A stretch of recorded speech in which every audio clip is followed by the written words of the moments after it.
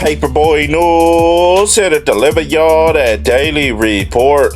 Now, Blockstar from Trey Hoover's, and we just gonna go by his name because his real hood name from Hoover is disrespectful towards the neighborhoods. And although he played a role in the unaliving of Pop Smoke's rest in peace, he won the trigger man. And he said as far as social media goes, as far as that Pop Smoke's case, everything they said was a lie. That's when Adam and Remo said they believe that Pop Smoke's got set up because a lot of his pictures that he took, the Addy was posted on it. That's when Blockstar claimed that up until that situation, he never heard or even seen Pop Smoke's a day in his life. And he didn't even know he was a rapper. He thought he was a model. So after him and his homies did what they did, it was a regular day to him. So he went back to the hood and went to sleep and thought nothing of it. And he claims he doesn't know how Pop Smokes ended up unalived because he was too high off them drugs. And he wanted to make one thing clear. The two people that was there with Pop Smokes in that house, he claims that they had nothing to do with Pop Smokes being unalive. That's when Adam said he believes Blockstar because it's hard to believe that Pop Smokes, who's a New York Crip,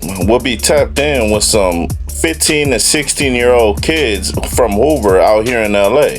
That's when Adam tried to get the content out and he asked Blockstar, word on the street is you're the trigger man. And he immediately said next question. Now Blockstar said when he was with his homies and they seen Pop Smokes, they didn't know him from a can of paint, but they knew he had money. And it was a robbery gone wrong because nobody was supposed to get hurt. That's when Remo asked him if no one was supposed to get hurt, then why did he get shot? And that's when Blockstar said Pop Smokes was moving a little bit too much. Now Blockstar said when he got hemmed up for the police for that case, he had just turned 17 years old. And he said he gave up on his freedom because his public defender told him that you'll probably never see the light of day. So he automatically assumed that he was going to get life without parole. Now fast forward, he got out and went on No Jumper and did an interview. And to be honest with you, I don't think he learned a damn thing when he was locked up. But when you live out here in the ghetto streets of LA and all you see is violence, you're numb to it. So let's get into the content that I was going to cover today. That's when Adam asked Blockstar, how did him and Treyway become so close? That's when Blockstar said he believes that Treyway did 2 years in camp. And the first day he got out, he pulled up to the set. And when he seen Blockstar, he immediately banged on him. And that's when he told Treyway his hood name is Tiny Slapper, disrespectful word towards the neighborhoods.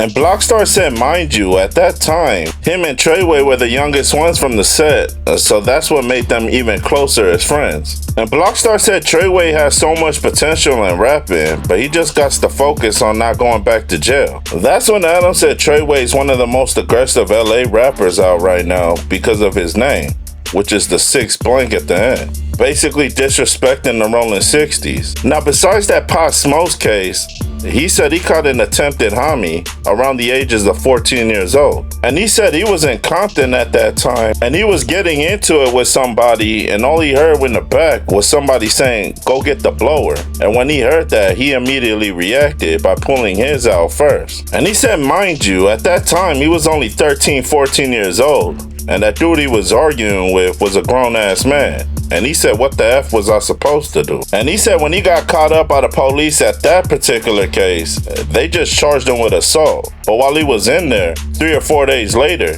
they charged him with an attempted body. But he beat that case because that guy that he shot was still alive. And after they reviewed that surveillance video, they realized that it was all self-defense. Now I'm gonna be honest with you, this kid got a long road ahead of him, because you could tell he done seen and did too much in the streets. But he got a second chance at life twice, and hopefully he takes advantage of it. So now that you guys heard the story, y'all like, share, and subscribe to the channel? Y'all let me know what y'all think down in that comment section.